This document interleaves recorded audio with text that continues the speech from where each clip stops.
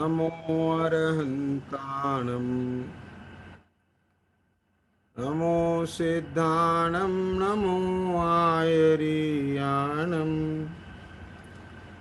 नमो वज्राययाणं नमो लोये सवसाहूनम्।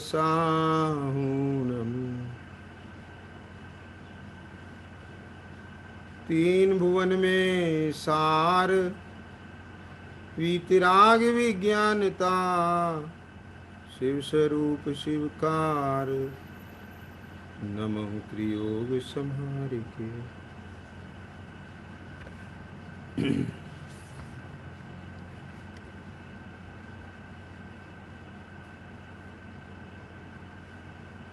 छेड़ाला जी ग्रंथ के आधार से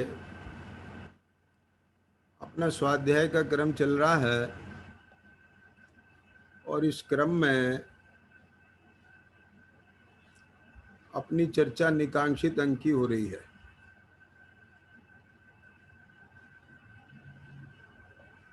निकांक्षित अंग माने इंद्रिय जनित सुख में सुख पने की आस्था रहित श्रद्धान।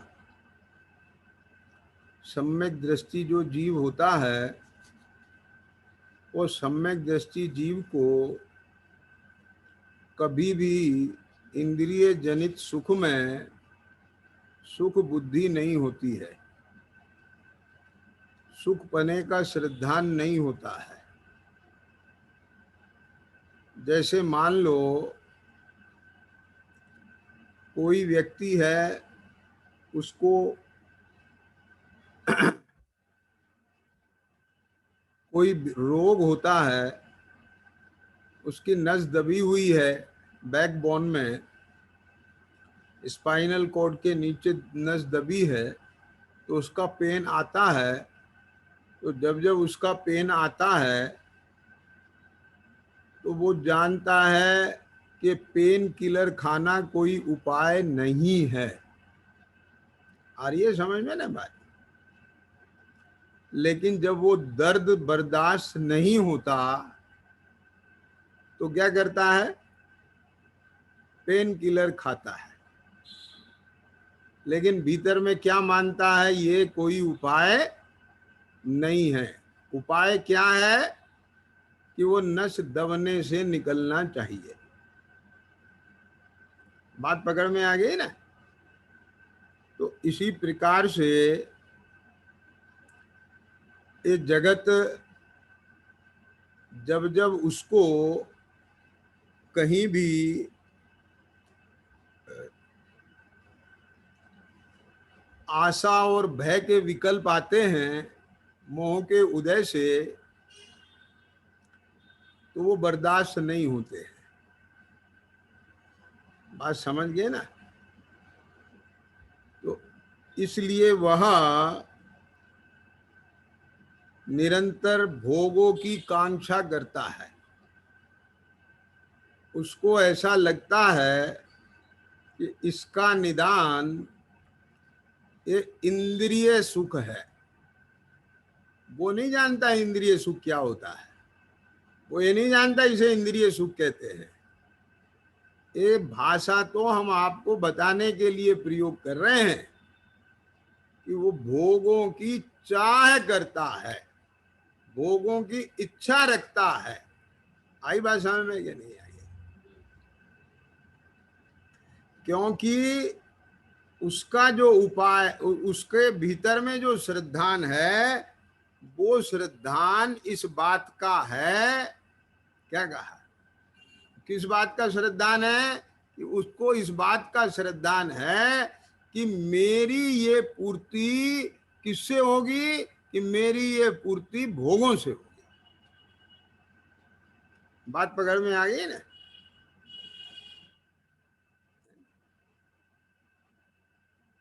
लेकिन सम्यक दृष्टि जानता है कि ये जो विकल्प उत्पन्न हुआ है, ये विकल्प भोगने से नहीं मिटेगा। ये भोग को भोगने से नहीं मिटेगा। अब दो स्थिति है वहां उसके, समझ में आया ना, कि विकल्प मिटता नहीं और विकल्प की आकुलता सहन नहीं होती है। ख्याल में आ गया? इसलिए वह उस विकल्प की पूर्ति में प्रवर्तता हुआ दिखता है। आई बात समझ में क्या नहीं आई? जैसे हमने चर्चा की थी ना परसों, और कि सम्यक दृष्टि जीव है, उसके भी भोगों की इच्छा होती दिखाई देती है। ख्याल में आया क्या नहीं आया? अनुकूलताओं की इच्छा होती दिखाई देती है। आई बात समझ में क्या नहीं आ गई? तो फिर उसके निकांक्षित अंग कैसे पाया जाएगा, ये शंका खड़ी होती है। बात पकड़ में आ रहा है कि नहीं आ रहा है? एक तरफ तो ये कहते हैं कि सम्यक दृष्टि के निकांक्षित भाव होता है, माने उसे कांक्षा नहीं होती, और दूसरी तरफ सम्यक दृष्टि के जीवन में हम भोगों में प्रवर्तते हुए भी देखते हैं, भोगों की इच्छा भी देखते हैं। ख्याल में आया क्या नहीं आया? सम्यक दृष्टि जीव भी अपने परिवार के लिए मतलब जैसे वो होती है ना, एम्प्लॉय वेलफेयर प्लानिंग होती है, अपने जो है ना उनके कल्याण के लिए, कल्याण माने उनके बढ़ोतरी के लिए, उनके फायदे के लिए, उनके अच्छाई के लिए वो योजना बनाते हैं ना। तो ऐसे ही अपने परिवार के लोगों के को उठाने के लिए, उनके सुख दुख के लिए, उनके स्वास्थ्य के लिए, उनके ज्ञान के लिए, तो वो सब भाव उसके दिखाई देते हैं। जो गृह सम्यक दृष्टि होता है वो भी चाहता है, वो भी अपना पैसा बढ़ाना चाहता है, धन बढ़ाना चाहता है, वो भी ये चाहता है शरीर में रोग ना रहे। समझ में आ गया क्या नहीं आया? वो भी वे सब उपाय करता है जिससे जो है परिवारजनों को बीमारी ना होए। उनको प्रेरणा भी करता है कि आपको ऐसा नहीं खाना चाहिए भोजन, है ना? ख्याल में आया ना? तो ओवर ईटिंग नहीं करें, मिसमैच ईटिंग नहीं करें, परहेज से रहें, ये सब चीजें ऐसे प्रवृत्तें, ये भाव आते हैं। ख्याल में आ गया कि नहीं आया? उसे भी विकल्प होता है अपनी आजीविका ना बिगड़ जाए, तो उसके लिए भी वो साधन बनाता है। पॉइंट समझ में आ गया कि नहीं आया? अब सवाल ये उठता है कि जब सम्यक दृष्टि के जीवन में भी ये सब चीजें दिखाई देती हैं, तो फिर उसके निकांक्षित अंग कैसे माना जाए? ख्याल में आया क्या नहीं? पॉइंट पकड़ में आया ना? तो अब मैं वापस फिर परिभाषा पे आता हूं।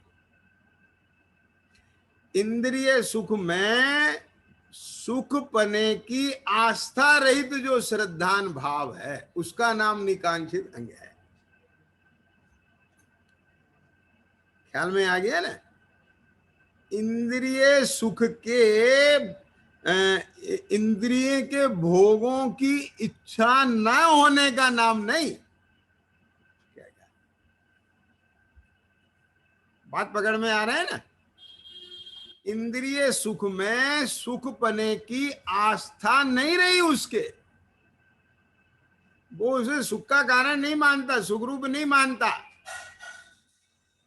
पॉइंट पकड़ में आ गया ना?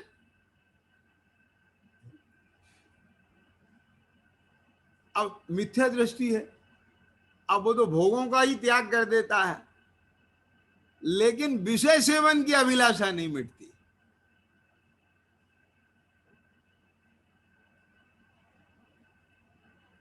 उसके वो जो इंद्रिय सुख हैं, उनमें से सुख पने की बुद्धि नहीं गई है।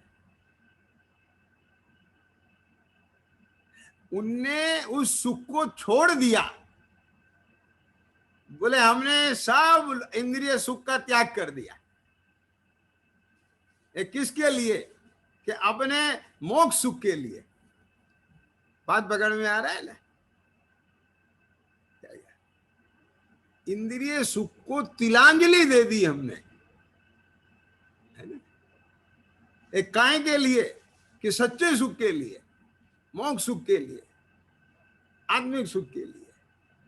लेकिन वो इंद्रिय सुख है कहां? आई बात पकड़ में कि नहीं आया? माने सुख तो लग रहा है, इंद्रिय सुख तो है। अब ये इंद्रिय सुख के बीच में ही इंद्रिय सुख की इच्छा रखता हुआ भी, चाहना होते हुए भी उसमें इंद्रिय सुख पना नहीं लगता है, उस सुख में सुखपना नहीं लगता है। बात पकड़ में आगे? दोनों में अंतर समझ में आ रहा है कि नहीं आ रहा? मैं कंपैरिजन करके चल रहा हूं साथ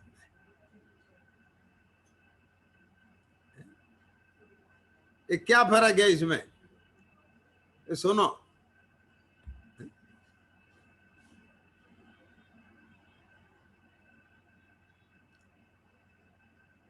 एक व्रती त्यागी, उनसे हमने प्रश्न किया। प्रश्न ये किया कि आपने ये परिवार जो छोड़ करके, है ना, घर परिवार छोड़ दिया ना, त्याग कर दिया ना, तो ये सब परिवार का त्याग क्यों किया? बोले अपने आत्मा के कल्याण के लिए। ठीक, बहुत अच्छा। तो इसमें दो बातें आती हैं हमने कहा कि उस घर परिवार में रह के मेरी आत्मा का कल्याण नहीं हो सकता। मैंने अपनी आत्मा के कल्याण के लिए अपना घर परिवार छोड़ दिया। बात पकड़ में आया कि नहीं आया? एक बात। और दूसरी बात कि जिस घर परिवार को छोड़ के आया वो मेरा था ही नहीं। पहले तो उसे भ्रम से अपना माना था, और फिर भ्रम मिटने के बाद भी अभी उसका राग नहीं टूट रहा था। अब जब वो राग भी टूट गया तो फिर वहां रहना ही नहीं है। तो हमने दोनों में से कौन सी बात के ऊपर घर छोड़ा? बोले सच्ची बात तो यह है कि अभी दूसरे वाली बात नहीं आई। तो हमने कहा इसका मतलब तो यह है कि घर छूटने पर भी अपना ही लग रहा है। आई बात समझ में? क्या नहीं आई? तो ऐसे ही इंद्रिय सुख तो छोड़े। क्या कहा? क्या कहा? है ना? इसलिए नहीं कि उनमें सुखपना नहीं है, इसलिए छोड़े कि उनमें पाप का बंध होता है। वे पाप बंध के कारण हैं, कर्म बंध के कारण हैं। लेकिन पकड़ में आ रही भैया बात? क्या कहना चाह रहा हूं? और उन्हें छोड़े बिना आत्मा का कल्याण नहीं होगा, शास्त्र ये बोलते हैं।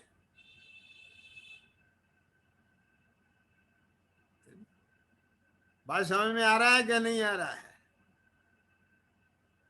तो छोड़ने पर भी सुख पने की, है ना, आस्था रही श्रद्धान भाव उत्पन्न नहीं हुआ, अभी निकांक्षित अंग नहीं आया। बात पकड़ में आ गई कि नहीं आ गई? क्या क्या? अभी इंद्रिय के विषयों में सुख पना छूटा है, इंद्रिय सुख नहीं छूटे। ये दो अलग अलग चीजें। क्या क्या? तो पहले क्या छूटेगा? इंद्रिय सुख में सुख पने का श्रद्धा छूटेगी, आस्था जाएगी। इनमें सुख कहाँ है? ये लग तो रहा है ना सुख, कि भाई साहब ये जो लग रहा है ये लगना भी मेरा स्वरूप नहीं है। क्या कहा, ये तो उस कर्म के विपाक में ये चेतना इस समय ये रंग रही है, इसलिए इसमें उसका नशा है चारित्र मोह का।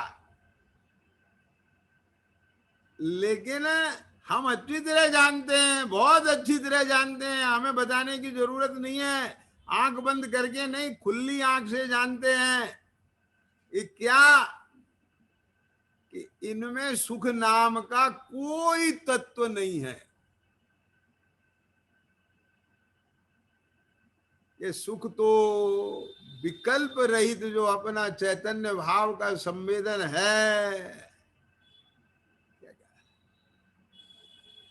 यानी अपने ही परिणाम की जो मगनता है, अपने ही चैतन्य के स्वाभाविक परिणमन रूप परिणाम में परिणाम की मगनता। क्या कहेंगे, क्या कहेंगे, पॉइंट पकड़ में आया कि नहीं आया? चैतन्य में हर समय हर गुण में परिणमन चल रहा है, है ना? तो वो जो परिणमन है, तो उस परिणमन में, वैभाविक परिणमन में परिणाम की मगनता, ये नहीं, क्या कहा, स्वभाव में परिणमन में किसको लिया, वर्तमान के दर्शन ज्ञान में किसको उपयोग का विषय बनाया, निज स्वभाव को बनाया। वो खाली दर्शन ज्ञान में नहीं है, सुनना जरा ध्यान से, जरा मार्मिक बात है धनपाल जी। दर्शन ज्ञान में तो आप पराई संपदा को भी विषय बना सकते हैं। क्या देवेंद्र, सामने बैठो, दिख नहीं रहे हो मुझे तुम। हाँ, क्या है, समझ में आया क्या बोला मैंने? दर्शन ज्ञान में तो आप पराई वस्तु को भी गे बना करके उसमें अपने परिणाम मगन कर सकते हो, आपको बहुत मजा आएगा।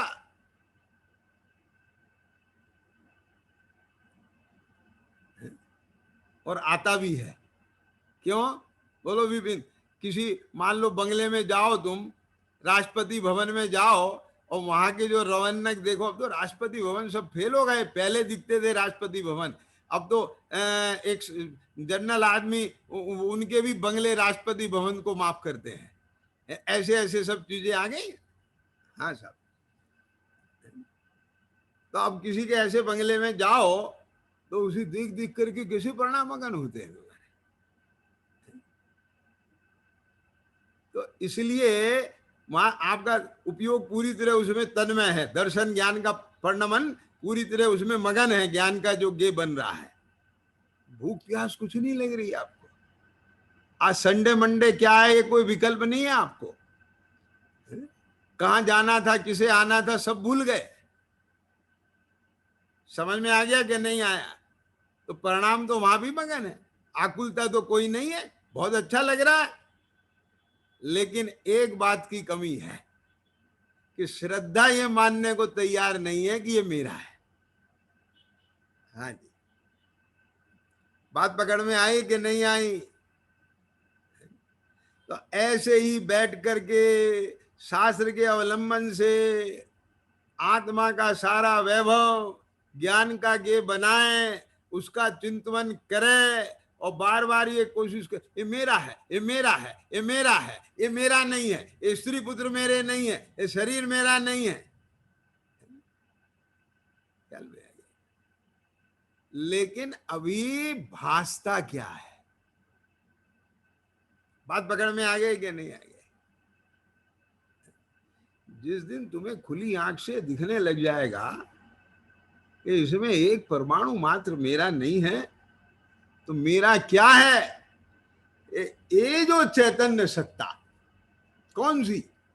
ये तो पक्का शास्त्र कहता है ना कि चेतन भगवान यहाँ है, चेतन भगवान यहाँ है। ये बोले वो चेतन भगवान, तो वो चेतन भगवान कौन सा? कि बोले जो जानता है, जो देखता है, वो चेतन भगवान है। और फिर ये भी कह दे कि मैं देख रहा हूं, मैं जान रहा हूं, वही मैं चेतन भगवान। बात को समझना जरा।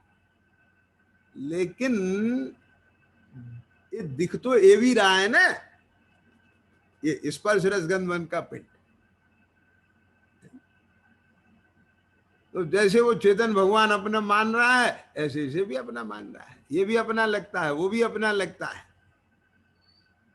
नहीं चलेगा। समझ में आ गया क्या नहीं आया? जिस काल तेरे ज्ञान का गे, सुनना ध्यान से, इन्हें ज्ञान संवेदन कर रहा है अपने चैतन्य सत्ता का। समझ में आया ना? ये पैर के अंगूठे से लेके सिर पर्यंत ये पूरे देह प्रमाण असंख्यात प्रदेशी अपनी चेतन सत्ता है। शास्त्र तो कहते ही हैं, लेकिन ये स्वसंवेदन ज्ञान का भी विषय है। क्या बोला? क्यों भाई साहब, मुझे एक बात बताओ, जब इंद्री के आलम्बन से, मन के आलम्बन से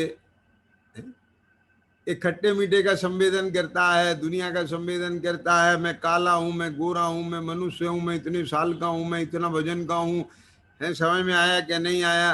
ये सब संवेदन करता है, इसका अनुभव करता है, हैं? तो कौन करता है वो? मैं ही तो करता हूं ना। तो वो पर का तो करता है, और अपना क्यों नहीं कर सकता? मुझे बता, क्यों देवेंद्र, बताओ मुझे। यानी पहले गुण स्थानवर्ती, सुनना ध्यान से, देह का अनुभव कर सकता है, कसायों का अनुभव कर सकता है, बोले वो अपने आत्मा का अनुभव नहीं कर सकता। ख्याल में आया कि नहीं आया? यानी गृहस्थी जो है, उसे आत्मा का अनुभव नहीं हो सकता, ये उसके अनुभव ज्ञान का विषय नहीं बन सकता। समझ में आ रहा है कि नहीं आ रहा है? देखो, मैंने पहले भी बोला था कि ये जो शुद्धात्मानुभूति है, सुनना ध्यान से जरा, ये दो भेद हैं इसके।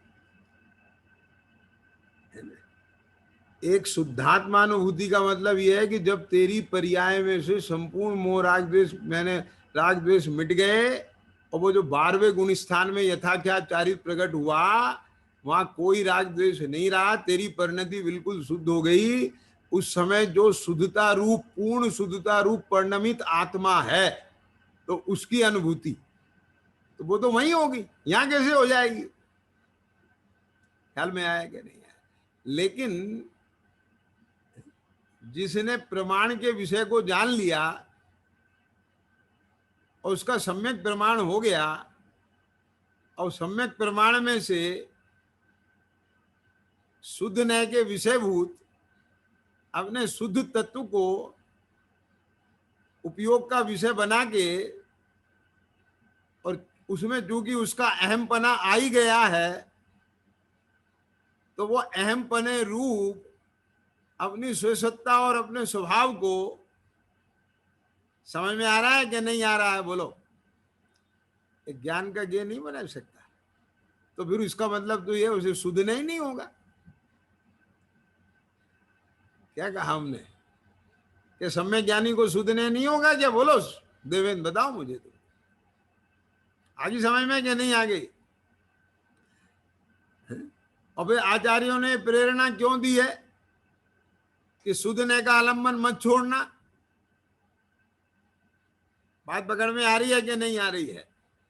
तो भाई साहब, अभी निचली भूमिका में वो यथाख्यात चारित्र वाली शुद्धात्मानुभूति की बात नहीं कर रहे हैं। यहां तो शुद्ध नय के विषयभूत जो शुद्ध तत्व है, बाकी को गौण करके, उसको ऊर्ध्व करके, उसमें परिणामों की मगनता होने पर जो अनुभूति होती है उसकी बात कर रहे हैं। बात पकड़ में आए कि नहीं आए? अब इसमें क्या तकलीफ है? तुझे रसगुल्ले की अनुभूति होती है क्योंकि तेरे परिणाम उसमें, उसके रस में मगन हो जाते हैं, उसकी ठंडक में, उसकी कोमलता में, सब में मगन हो जाते हैं। जब परानुभूति हो सकती है तो आत्मानुभूति नहीं हो सकती। अनुभूति नाम का आत्मा का गुण है, धर्म है, शक्ति है उसमें। और ध्यान से सुनना, इस शुद्ध न के आलम्बन से जो शुद्धात्मा अनुभूति होती है ना, यह ज्ञानी को नहीं होती है। ये ज्ञानी को ही हो सकती है। कारण बोलो क्या है उसका? लॉजिक से कह रहा हूं कि शुद्ध ने ज्ञानी को होता है, अज्ञानी को नहीं होता है। क्या कहा?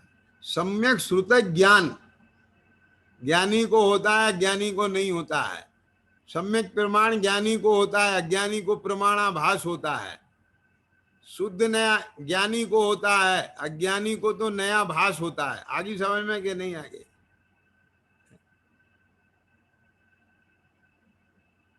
भैया बात क्या है कि अगर वस्तु स्वरूप ख्याल में लेने के बाद आप सम्यकपणे विचार करेंगे कि किसी भी हटाग्रह, पूर्वाग्रह, मताग्रह, दुराग्रह, पक्षाग्रह को छोड़कर, तब तो काम बन सकता है। बहुत पवित्रता का काम है ये, ऐसा नहीं है। तो चर्चा क्या चल रही थी कि ये श्रावकाचार्य में आप पढ़ना, मैं आपको इसलिए कोट भी करता हूं। उसमें एक प्रश्न उठाया है, ख्याल में आया है ना? ये मेरे सामने मैं ग्रंथ लेके बैठा हूं, आप लोगों को बता सकूं। ये रत्नकर्ण श्रावकाचार्य सर्वमान्य ग्रंथ है। 26 नंबर के पेज में पंडित सदाशिव दास जी ने टीका करते हुए इसमें प्रश्न उठाया।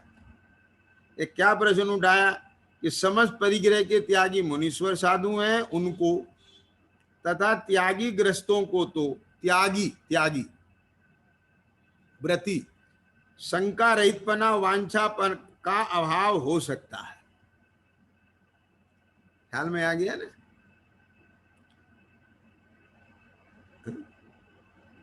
ये शंका और वांछा का क्या मतलब है? कि शंका और वांछा को भी उन्होंने इसमें डिफाइन किया। आप समझिए मेरे से, क्योंकि उसका मर्म मैं बताऊंगा और भाषा आपको ग्रंथ में मिल जाएगी। उसका भाव, आशय, मर्म मैं बताऊंगा। यहाँ वो तो यहां से पकड़ना है आपको, भाषा बाद में पढ़ लेना। ख्याल में आ गया ना? कि ध्यान से सुनो कि जितने भी जगत के जीव हैं उन सबके मन में शंका रहती है। क्या शंका रहती है? कि यार देखो, दुनिया को कोरोना हो गया, कहीं मुझे कोरोना ना हो जाए। आगे समझ में क्या नहीं? आगे ऐसी शंका आती है कि नहीं आती है? बोलो। है? अपना व्यापार फेल ना हो जाए, अपने शरीर में ये व्याधि ना आ जाए, बुढ़ापे में कहीं अपनी ऐसी दशा ना हो जाए। तो ये जो इस प्रकार के नाना प्रकार के शंका रूप भाव आते हैं, इसको कहते हैं शंका रूप भाव। आगे समझ में कि नहीं है? और दूसरे होते हैं आशारूप भाव। वो आशारूप भाव क्या होते हैं? कि मेरा स्वास्थ्य बना रहे, व्यापार अच्छा चलता रहे, धन की प्राप्ति हो जाए। आगे समझ, माने जो जो जिसकी जरूरत है तो उसकी आशा, और जो नहीं चाहिए वो ना हो जाए उसकी शंका। आगे समझ में कि नहीं? आगे तो जितने भी जगत के जीव हैं उन सबको शंका और आशा से ग्रसित देखा ही जाता है। पॉइंट समझ में आ गया कि नहीं आ गया? शॉर्ट में बता दिया। तो अभी यहां एक प्रश्न उठाया कि कोई ऐसा प्रश्न करे कि मुनिराजों को तो छोड़ो, उनके तो शंका वांछा नहीं दिखती ऐसी, क्योंकि उनके तो सब परिग्रह का त्याग हो गया। और जो व्रती गृहस्थ हैं उनके भी वो ये देखता है कि ऐसा कोई नहीं दिखाई देता, चलो मोटे रूप में। हालांकि उनके भी अभी राग नहीं चला गया है, आगे समय में कि नहीं आया, जितना उनका राग है उस संबंधी परिणाम परिणमन भी होता हुआ दिखाई देता है। लेकिन अवरे सम्यक दस्ती को तो पूरा का पूरा समझ में आया ना। अवरे सम्यक दस्ती के तो होता हुआ लगता ही है ना, पूरा का पूरा सब सारा ही दिखते हैं। तो इसलिए ये प्रश्न उठाया कि अवरे सम्यक दस्ती जीव है, वो भी अपने परिवार की बढ़वारी चाहता है, धन की बढ़वारी चाहता है, अपने पद प्रतिष्ठा की बढ़वारी चाहता है। समझ में आया क्या नहीं आया? उसके उपाय भी करता हुआ दिखाई देता है। उसको भी जो है इस प्रकार की शंका होती है कि भाई मेरा स्वास्थ्य ना बिगड़ जाए, मेरे आजीविका ना बिगड़ जाए, और ये सब। तो उसमें भी शंका और आशा दिखाई देती है। तो फिर उसके निकांक्षित पना कैसे रहेगा? ख्याल में आ गया कि नहीं? तो अब इसका जवाब देखो, बहुत बढ़िया जवाब है, उसमें पढ़ लेना, मैं समझा रहा हूं आपको। देखो ध्यान दो कि जो अविरत सम्यक दृष्टि है वो अभी वीतरागी सर्वज्ञ नहीं हो गया। वो जो हुआ है, क्या बोला देवेंद्र? वो जो हुआ है, वो जो है, आप पहले ये देखो कि वो क्या हुआ है। कि उसके क्या हुआ है कि एक तो मिथ्यात्व गया है और एक अनंतानुबंधी चौकड़ी गई है। बात पकड़ में आया कि नहीं आया? तो इसमें मिथ्यात्व जब आएगा जब उसे इंद्रिय सुख में सुख बुद्धि होगी। क्या बोला मैंने? आगे समझ में कि नहीं आगे? अब ये तो परिभाषा ही नहीं निकांक्षित अंग की क्या दे रहे हैं समझ बस स्वामी, कि इंद्रिय सुख में सुख पने की आस्था रहित श्रद्धान भाव, ये निकांक्षित अंग का गुण है। ख्याल में आया ना? तो इसका मतलब क्या है कि जिसको निकांक्षित अंग होता है, सुनना जरा ध्यान से, अब मैं इसमें दूसरी बात लेके आने वाला हूं। हाँ, जिसके आपको कोई शंका नहीं दिख रही है प्रवृत्ति में, शंका संबंधी भाव भी नहीं होते दिख रहे हैं, जिसको आशा संबंधी भाव भी नहीं हो रहे हैं, सुनना ध्यान से, ये क्यों नहीं हो रहे हैं? क्योंकि वहां वो इन्वायरमेंट ही नहीं है। क्या बोला मैंने? नहीं आई समझ में बात?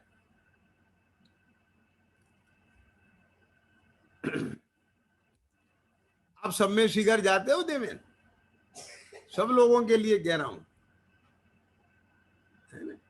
वहां आपको व्यापार की कितनी टेंशन चलती है? नहीं चलती। क्यों? तो वहां फुर्सत ही नहीं है। वहां उपयोग सारा, अब इस दिनालय में दर्शन करना है, अब यहाँ भक्ति करना है, अब रात की यात्रा की तैयारी करना है। बात पकड़ में आ रही है कि नहीं आ रही है? सारी की सारी। तो वहां के इतने कार्यक्रम आपके सेट हैं, तो उन कार्यक्रमों में क्या कहा, वे सब अलग पड़ी हैं फाइलें। तो आपको वो विकल्प नहीं आ रहे हैं, इसका मतलब ये नहीं है कि वे फाइलें आपकी जो हैं खत्म हो गई हैं। तो बात पकड़ में आया कि नहीं आया?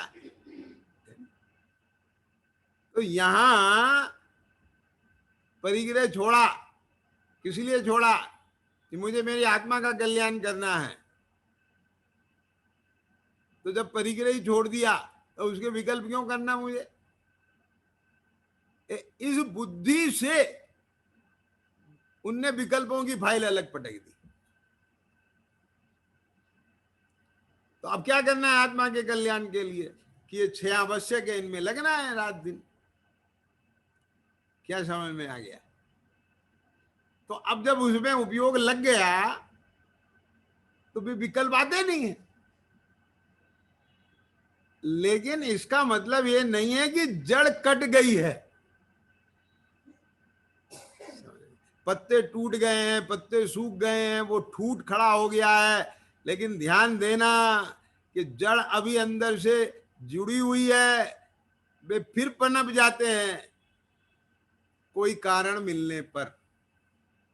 बात पकड़ में आ रही है कि नहीं आ रही? तो इसलिए ये भाव होते हुए ना दिखना, इसको निकांक्षित अंग नहीं परिभाषित किया है समझ गोस्वामी ने। क्या किया है कि इंद्रिय सुख में सुख पने की आस्था, सुख पने की मान्यता, सुख पने की श्रद्धा, ये जो अभाव हुआ, ये निकांक्षित अंग का लक्षण है। समझ में आया कि नहीं आया? ये क्यों? क्योंकि बाहर में ये वांछा नहीं दिखने पर भी वो श्रद्धान बना रह सकता है, और ये श्रद्धान बनने पर भी वांछा होती हुई दिख सकती है। आगे समझ में कि नहीं? आगे इच्छा होती हुई दिख सकती है, विकल्प होते हुए दिख सकते हैं। और दिख क्या सकते हैं? होते ही है ना। ख्याल में आ गया क्या नहीं आ गया? तो तुम विकल्पों से माप कर रहे हो, इसलिए तुम्हें शंका हो रही है। आई समझ में क्या नहीं आया? इसमें प्रश्न है कि अवृत्ति गृहस्थ के सम्यक विषय में विचार, हेडिंग डला है, आप पढ़ लेना। और उसमें आया है कि क्या लिखा है ना? उसमें ये लिखा है कि तब उसे निसंगपना, निर्वांछकपना कैसे होगा? कैसे संभव है कि उसे तो ये भाव होते? आई समझ में क्या नहीं आई? अरे भाई साहब, उसको जो सम्यक्त हुआ है वो सम्यक्त्व मिथ्यात्व और अनंतानुबंधी कषाय के अभाव से हुआ। आई समझ में ना? तो जो उसके मिथ्यात्व और अनंतानुबंधी कषाय का अभाव हुआ है, तो मिथ्यात्व के अभाव होने से इंद्रिय सुख में सुखपना चला गया। आई समझ में क्या नहीं आ गई? क्या बोला? और बात पकड़ में आ गई ना? अनंतानुबंधी कषाय के जाने से विपरीत राग चला गया, अनैतिक राग। ख्याल में आया क्या नहीं आया? यानी उसको राग तो अभी है, किसका? पर का, शरीर का। लेकिन ऐसा राग नहीं है कि जो अनंतानुबंधी संबंधी हो। ख्याल में आया कि नहीं आया? अनंतानुबंधी लोभ नहीं है। अब अनंतानुबंधी लोभ की परिभाषा देखो क्या है आगम में। लोभ तो अभी है उसे, और बताएं, तुम्हें दिखता है उसे लोभ है। क्या क्या? वो उसे लोभ नहीं है, वो तो अप्रत्याख्यान लोभ का उदय है। क्या देवेंद्र, पकड़ में आ रही है बात? अब वो सत्ता में है तो वो तो अपना रंग दिखाएगा। जो डाक अभी चला गया उसका रंग थोड़ी स्फटिक में दिखेगा, जो डाक है उसका रंग दिखेगा स्फटिक में। और सम्यक ज्ञान जानता है ये मेरा स्वरूप नहीं है, और श्रद्धा भी मानती है ये मैं हूं ही नहीं, ऐसी प्रतीति है उसको। पॉइंट पकड़ में आ रहा है क्या नहीं आ रहा है? और क्योंकि डाक है अभी स्फटिक में, इतना असंयम है उसको, ये चारित्र गुण का विकारी भाव है। तो बोलो इसमें सम्यक दर्शन में क्या दोष रह गया? अब उसके सम्यक दृष्टि होने में क्या तकलीफ है? बात पकड़ में आए कि नहीं आई? हाँ, सम्यक का दोष जब होता जब उसको उस उदय के साथ भेद विज्ञान नहीं होता, उसका ज्ञान उसे भी अपना मानता, जानता, उस रूप अपने को जानता मानता। आई बात समझ में कि नहीं आया? वो जो का त्यों जान रहा है ना, क्या बोला उसको, वो भाष रहा है ना, ख्याल में आया।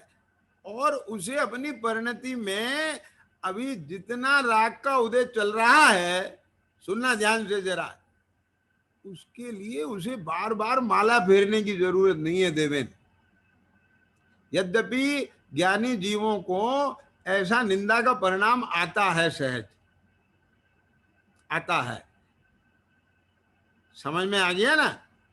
अब वो विकल्प रूप से आवे ही, ये भी कोई बहुत जरूरी नहीं है। ये मैं इसलिए कह रहा हूं कि कभी बहुत आ सकता है, कभी कम आ सकता है, लेकिन नहीं भी आए तो भी वो वहां है। क्यों कह रहे हो है? क्योंकि उसे उस राग में हेतुपना निरंतर रहता है। यदि हेतुपना नहीं रहे तो श्रद्धा उसकी मिथ्या है, ज्ञान उसका मिथ्या है। सम्यक दर्शन की प्रतीति ही उसका लक्षण है, और ये प्रतीति रूप उसको आश्रव तत्व में हेतुपना निरंतर रहता है।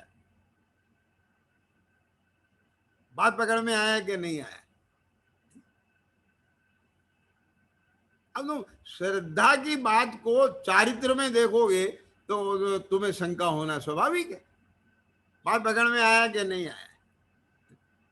मैंने अभी आपको बोला ना, आप पेन किलर खा रहे हो, क्यों खा रहे हो? ये दर्द बर्दाश्त नहीं हो रहा है आपसे।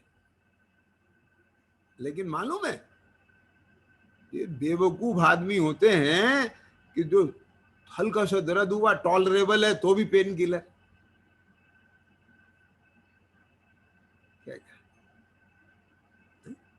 दिन में को 10-10 दफे पेन किलर खा लेते हैं। ख्याल में आए? एक को पेन किलर खाने की, इसके लिए पेन किलर नहीं है। तो काहे के लिए पेन किलर है? कि अभी तुम्हारा परमानेंट ट्रीटमेंट होने में देरी है, उसका इलाज चालू है, उसमें 2-4 महीने का समय लगेगा रोग कटने में पूरी तरह से। लेकिन अभी बीच बीच में तुम्हें उसके कारण असहनीय दर्द हो जाता है। बात पकड़ में आ रहा है कि नहीं आ रहा है? तो जब तक वो बर्दाश्त होए तो करना, क्योंकि पेन किलर खाने से रोग नहीं मिटता। आज समझ में कि नहीं आ गई? आपको दर्द का एहसास कम हो जाता है, बस इतना है ना? तो जब तक दर्द टॉलरेबल है तब तक पेन किलर नहीं खाना, और जब अनटॉलरेबल हो जाए, बर्दाश्त से बाहर हो जाए, तब फिर खाना, और वो भी ऐसी खाना जो आपको क्षतिग्रस्त ना करे, विवेक की खाना। समझ में आया कि नहीं आया? अब वो कौन सी लोग दर्द की दवा खाते थे, मुझे नहीं मालूम कौन सी खाते थे, नाम दिमाग में नहीं आ रहा है। तो वो एस्प्रिन वेस्प्रिन कुछ ऐसी कुछ खाते थे, डिस्प्रिन खाते थे। तो उसके लिए डॉक्टर मना करते थे, लगे तो बोले ये मत खाया करो, इससे बहुत नुकसान होता है। तो ए वाली खा लिया करो, इसका साइड इफेक्ट नहीं है। समझ में आया क्या नहीं आया? तो पेन किलर तो खाना, पर कब खाना? जब दर्द से बर्दाश्त नहीं हो, और वो भी कौन सी खाना कि जिसका साइड इफेक्ट नहीं हो। बात समझ में आया ना? तो ऐसे यहां भी विपरीत राग का उदय नहीं आता, अनंतानुबंधी का। तो इसलिए वो अनैतिक उसके भोग नहीं होते, अन्याय जनित भोग नहीं होते, दूसरे के छीन झपट के भोग नहीं होते। बात पकड़ में आया क्या नहीं आया? ऐसा कोई काम नहीं होता जिससे धर्म और धर्मात्मा के ऊपर उंगली उठ जाए कि इसने ऐसा गलत काम किया है। समझ में आ गया क्या नहीं आया? क्योंकि वे तो सब अनंतानुबंधी कसाय के लक्षण है। अब इसके जब अनंतानुबंधी कसाय नहीं है तो लक्षण कहां से आएंगे? जिन्हें समझ में आ गया कि नहीं आ गया? तो इसलिए इसका जो पेन किलर है वो भी मर्यादा का है। आगे समझ में कि नहीं आगे? और जैसे वो पेन किलर खाते हुए जानता है कि ये इसका उपाय नहीं है, ऐसे ही ज्ञानी के अंदर में कूट कूट के श्रद्धा है कि ये सुख नहीं है। और यदि उसके ये श्रद्धा नहीं है और उसे ये सुख ही नजर आता है तो वो ज्ञानी नहीं है। आगे बात ख्याल में कि नहीं आई? बिल्कुल स्पष्ट बात है, इसमें क्या बात है? तो समय होने वाला है तो मैं अब आपको बिल्कुल इसकी भाषा पढ़ के बता रहा हूं, है ना? ध्यान से सुनिए आप। जैसे रोगी कड़वी औषधि को पीना कभी भी अच्छा नहीं मानता, फिर भी दुख का सताया कड़वी औषधि को बड़े प्रेम से पीता है, किंतु अंतरंग में औषधि पीने को बहुत बुरा जानता है और विचारता है कि कब वह दिन आएगा जब मैं औषधि का नाम भी नहीं लूंगा। अब बोलो, ये सबके जीवन में प्रैक्टिकल बात है कि नहीं है? कोई चाहता है जीवन भर में औषधि खाता रहूं? हाँ, एक तो है कि रोग नहीं मिटे तो खाना पड़ेगी, लेकिन भगवान मेरा रोग मिट जाए और इससे पिंड छूट जाए, ये भाव है कि नहीं है? आगे समझ में क्या नहीं आगे? तो इसका मतलब क्या है कि मजबूरी में खा रहे हो तुम, खाना नहीं चाहते। उसी तरह अवरत सम्यक दृष्टि भी भोगों को कभी भला नहीं मानता है, परंतु उनके बिना निर्वाह होता नहीं दिखाई देता, परिणामों की दृढ़ता नहीं दिखाई देती। समझ में आया ना? वस्तु स्वरूप का ज्ञान है, वस्तु स्वरूप की श्रद्धा है, तो भी उसमें परिणाम स्थिर होते हुए नहीं दिखाई देते। कसायों का प्रवाह प्रबल धक्का लगा रहा है, इंद्रियों का दुख नहीं सहा जाता, इसलिए दुख का सताया भोगों को चाहता है। आगे समझ में क्या नहीं आ गई? मजबूरी का नाम समझ गया कि नहीं? समझ में आ गया है ना? सहनन कमजोर है, कोई सहायता करने वाला दिखता नहीं है। इसका मतलब ये नहीं समझ लेना कि शरीर के सहनन को अपना सहनन मानता है वो। ये सहनन शरीर का है कमजोर, मेरा नहीं है। एक ज्ञान है उसे बराबर, इसका विश्वास है बराबर, लेकिन भाई साहब अभी परिणमन में उतनी वीतरागता नहीं आई, वीतरागता का बल नहीं आया। अभी इस शरीर के साथ में समझ में आया ना? अभी जो ये सारा मिला जुली खिचड़ी है, पॉइंट समझ में आ गया ना? तो अभी इससे काम तो इसी के बीच में ही तो रहना पड़ेगा क्या नहीं उसे? अभी उसके पास पूंजी कितनी है, ख्याल में आया? तो अभी तो उसे अपनी इस पूंजी से, सुनना ध्यान से, इस पूंजी से ही पूंजी बढ़ाना है। क्या क्या? शरीर का सहनन कमजोर है, कोई सहायता करते हुआ नहीं दिखाई देता। सहायता करता हुआ नहीं दिखाई देता का मतलब ये नहीं है कि उसे किसी की सहायता की जरूरत है, क्योंकि वो तो जानता है कि कौन मेरी सहायता करेगा। एक तरफ दूसरे तरफ में कुछ करता नहीं है। इन्हें सारी श्रद्धा ज्ञान होते हुए भी, आई बात समझ में कि नहीं आया? इन सबकी प्रतीति वर्तते हुए भी लेकिन जो जहां वो खड़ा है, 3 चौकड़ी कषाय का उदय चल रहा है वहां पर, अंतानु जाने के बाद भी अप्रत्याख्यान का कषाय का धक्का है, तो वहां उसके पैर नहीं जम पा रहे हैं उदयों में, ख्याल में आया। अब वो अपने ये इसमें आकर के और वो बलिष्ठ बन करके वो सब कर दे, तो कैसे काम बनेगा उसका? कोई सहायता करने वाला नहीं दिखता। कषायों के उदय से शक्ति नष्ट हो रही है, थोड़ी विशुद्धता बढ़ती है, और वे कषायों के उदय इतने आ जाते हैं वो शक्ति को खा जाते हैं। बात पकड़ में आ रही है कि नहीं है? अब ये भाई साहब दूसरों को दूर के ढोल सुहावने लगते हैं। विपिन जी क्या कहा, सबको ऐसा लगता होगा कि धनपाल जी बहुत बड़े बिजनेसमैन, देवेंद्र बहुत बड़े, विपिन बहुत बड़े, तो आप लोग क्या कहते हो कि कबर का हाल मुर्दा जानता है। आई समझ में कि नहीं आ गई? अब दुनिया तो ये समझती है ये सम्यक दृष्टि हो गया माने भगवान हो गया। आगे समझ में कि नहीं आई? अब वो देखो ना, वो जानता है ना अपने अंतर की स्थिति, क्या जानता है कि एक ही जरा कषाय का उदय ऐसा आ जाता है, उसमें जुड़ना हो जाता है, विशुद्धता को खा जाता है सारी की सारी। आप क्या समझ रहे हो हमारे खर्चे कितने हैं व्यापार के? तो ऐसे आपको पता है हमारी भूमिका में जो थोड़ी बहुत कमाई होती है वो पता नहीं कहां कहां को निकल जाती है। आई बात समझ में कि नहीं आ गई? तो ये सारा तो ज्ञानी जानता है ना अपने अपने अंतर की स्थिति को। लेकिन ध्यान से सुनना, इन सबके बीच में भी उसे अपने परम पारणामिक ज्ञायक भाव की इतना बल है कि उसे मालूम है कि मैं उसके बल से उसकी स्थिरता बढ़ा करके ये सारे खर्चे चुका दूंगा।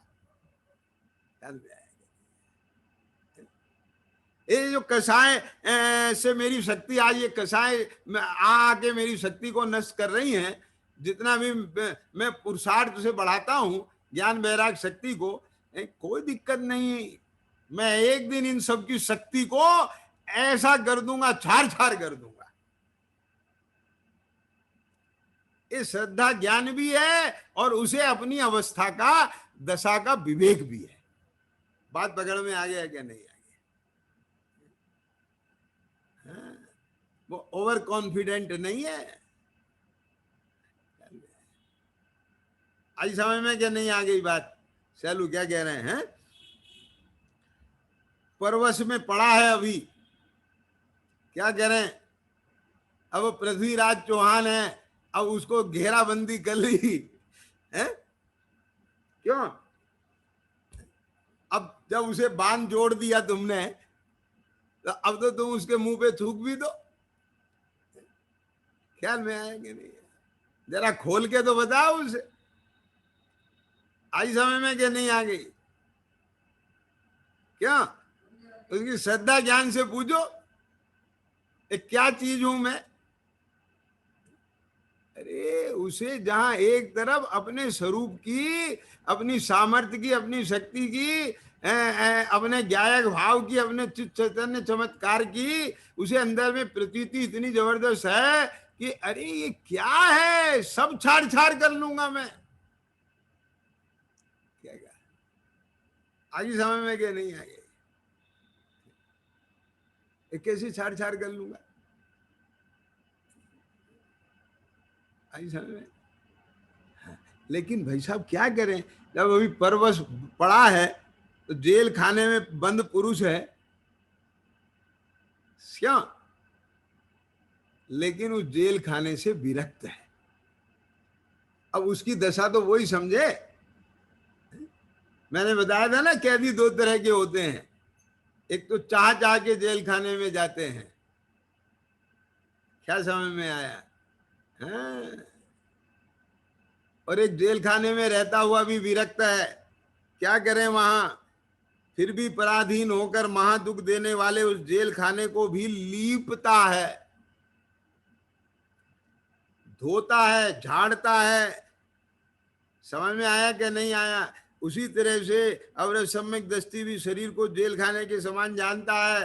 भूख प्यास के कष्ट सहने में असमर्थ होकर शरीर का पोषण करता है किंतु देह को अपनी नहीं मानता। ये एक करता है पोषण, ये अभी रोग है, और अपनी नहीं मानता है, इतना रोग मिटा है। आगे समझ में आगे नहीं आएगी? पॉइंट पकड़ में आ गया भैया? ठीक है। भूख प्यास के कष्ट सहने में असमर्थ होकर शरीर का पोषण करता है, किंतु देह को अपनी नहीं मानता जानता। वर्तमान काल के दुख का ही उसे डर है। ख्याल में आया? वर्तमान में जो ये आकुलता है, ये इसका दुख है। ये जो अवस्था बन रही है परवस्था की, इसका दुख है।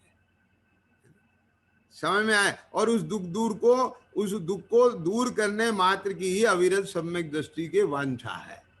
आगामी काल की नहीं है, इनसे कुछ नहीं होने वाला है। कर्म के उदय के जाल में फंसा है, निकलना चाहता है, तथापि राग द्वेष अभिमान, है ना, अप्रत्याख्यान के उदय का प्रभाव ही ऐसा है कि वे त्याग व्रतादि चाहता तो है, किंतु वे त्यागी नहीं होने देते। आई समझ में क्या नहीं आई?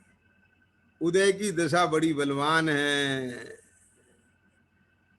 जब तक शरीर का संयोग है तब तक शरीर के निर्वाह के लिए जीव का भोजन वस्तु चाहता ही है। और सुनो, अप्रत्याख्यान कसाय के उदय से लोक में अपनी नीची प्रवृत्ति के अभाव रूप उच्च प्रवृत्ति भी चाहता है। धन संपदा जीव का बिगड़ने का भय होता ही है, अपयश तिरस्कार होने का भय होता ही है। समझ में आया? इंद्रियों का कष्ट सहने की असमर्थता से विषयों को चाहता ही है। अभी कसाय घटी नहीं है, राग घटा नहीं है, इसलिए आगे अधिक धोखो होना दिखाई देता है। क्या कहा? ये क्यों दिखाई देता है? ये बाहर में दुख नहीं है, बाहर में सुख नहीं है, इसलिए अधिक दुख होना नहीं दिखाई देता उसे। इसलिए दिखाई देता है कि मेरी स्थिति ऐसी है, मेरे पास अभी वीतरागता का उतना बल नहीं है। इस कमजोरी के कारण उदयों में मैं उसको अभी फेस नहीं कर पाऊंगा पूरी तरह से। आई बात समझ में? क्या नहीं आई? इसलिए बहुत अच्छा है शांति से अपने अंदर की पावर बढ़ाते रहो, और उसको अपना भाई भतीजा बना करके, ख्याल में आया ना, उनसे पंगे मत ले तू अभी ज्यादा। आई बात समझ में? देवेंद्र क्या कह रहे हैं? इनसे ज्यादा अभी पंगे मत ले, ये तो अपने आप भाग जाएंगे सब। तू तो अभी इनसे राजीनामे से रह ले, और इनके बीच विरक्त भाव से रह करके और अपने अंदर की पावर बढ़ा। ख्याल में आए? और इसका मतलब ये भी नहीं है कि पावर बढ़ाए और उनको सिर पे चढ़ाए। नहीं, जितनी जितनी पावर बढ़ती है उतना उतना उन्हें दबाता भी है। ख्याल में आ गया क्या नहीं आ गया? श्रद्धा ज्ञान से तो बिल्कुल ही नहीं दबता है। अब प्रवृत्ति में भी इतना विवेक रखता है। समझ में आया? अभी इनसे काम निकालना है। ख्याल में आया कि नहीं आया? क्या बात पकड़ में आए कि नहीं आई? है ना? ले अभी उन्हें राजीनामा करके मीठा बन करके उनकी बात मान रहे हैं। ये इसलिए नहीं मान रहे हैं कि उन्हें भगवान बना लिया है हमने अपने आप को उनको सरेंडर कर दिया है, इसलिए नहीं है। इसलिए मान रहे हैं क्योंकि अभी उनसे काम लेना है, काम निकालना है, और धीरे धीरे उन्हें अपने अधीन करना है, उनका मास्टर बनना है। अब समझ में आ गया कि नहीं आया? ये पॉलिसी है उसकी। बात पकड़ में आ गया कि नहीं आया? तो इस प्रकार से उसको अंदर में इन सब चीजों की श्रद्धा नहीं होने पर भी बाहर में उसे वांछा का भाव होता है। होता है का मतलब होता हुआ जानने में आता है, और उस रूप प्रवृत्ति करता है। ये उसमें विवेक है। बहुत सारी चीजें हैं, वो सब चीजें मैं कहाँ तक बताऊं? वो तो जो हो जानता है वही जानता है। समझ में आ गया कि नहीं आ गया? सहजानंदी शुद्ध स्वरूपी अविनाशी मैं आत्मस्वरूप, सहजानंदी शुद्ध स्वरूपी अविनाशी मैं आत्मस्वरूप निज निधि निज